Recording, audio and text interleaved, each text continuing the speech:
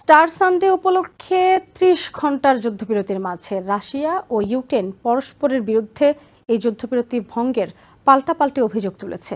ইউক্রেনের president Volodymyr জেলেনস্কির দাবি, শনিবার মধ্যরাত থেকে রবিবার দুপুর পর্যন্ত রুশ বাহিনী ইউক্রেনের ২৬টি হামলা চালিয়েছে।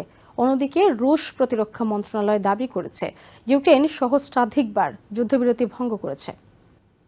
রাশিয়ার সাথে চলমান যুদ্ধের মাঝে ইউক্রেনে উদযাপিত হচ্ছে খ্রিস্টিয়ানদের ধর্মীয় উৎসব ইস্টার সানডে। প্রথাগতভাবে শনিবার দিবাগত মধ্যরাতে কিয়েভের অর্থোডক্স খ্রিস্টিয়ানরা সেন্ট মাইকেল মোনাস্ট্রিতে ইস্টার ম্যাসে অংশ নেয়। ম্যাসের আনুষ্ঠানিকতা চার্চের বাইরে সম্পন্ন হলেও শহর জুড়ে কারফিউ বলবৎ থাকায় রাতভর চার্চেই অবস্থান করেন তারা। স্থানীয় সময় রবিবার ভোর ৫টায় কারফিউ তুলে নেওয়া হলে নিজ নিজ বাড়িতে ফেরেন চার্চে অবস্থানকারীরা।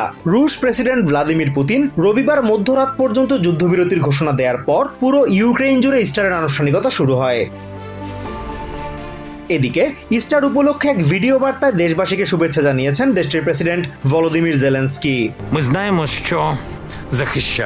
প্রিয় ইউক্রেনবাসী, আজকের দিনটি একটি বিশেষ দিন। আমরা জানি সারা বিশ্বের মিলিয়ন মিলিয়ন মানুষ এই দিনটি উদযাপন করছে। এই দিনটি সারা বিশ্বকে আলোকিত করে। আমরা জানি আমরা কি রক্ষা করতে লড়াই করছি, তাই যত কঠিনই হোক না কেন আমরা জানি আমরা হারিনি।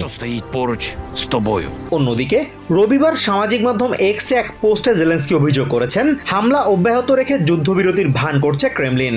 যুদ্ধবিরতির সময় শুরুর পরও শনিবার মধ্যরাত থেকে রবিবার দুপুর পর্যন্ত রুশ বাহিনী ইউক্রেনে অন্তত ২৬টি হামলা চালিয়েছে বলে অভিযোগ করেছেন জেলেনস্কি। তবে রাশিয়ার প্রতিরক্ষা মন্ত্রণালয় ইউক্রেনের বিরুদ্ধে যুদ্ধবিরতি ভঙ্গের পাল্টা অভিযোগ করেছে। তাদের দাবি, যুদ্ধবিরতি শুরুর পর ইউক্রেন রুশ ভূখণ্ডে অন্তত ৯০০ ড্রোন হামলা চালিয়েছে। এছাড়া সহস্রাধিকবার যুদ্ধবিরতি ভঙ্গ করেছে বলে অভিযোগ তোলা হয়েছে। ইউক্রেনিয়ানরা অবশ্য যুদ্ধবিরতি ঘোষণার পর থেকেই পুতিনের উদ্দেশ্য নিয়ে সন্দেহ প্রকাশ করে আসছেন। পুতিনের কথা কেউ বিশ্বাস করে না। আপনারা সবাই দেখেছেন, যুদ্ধবিরতি ঘোষণার পরই পুরো কিয়েভ জুড়ে হামলার সতর্কতামূলক সাইরেন বেজে উঠেছিল। পুতিন হয়তো যুদ্ধবিরতির আড়ালে নিজের সেনাদের নতুন করে অস্ত্র সরবরাহ করতে চাইছে।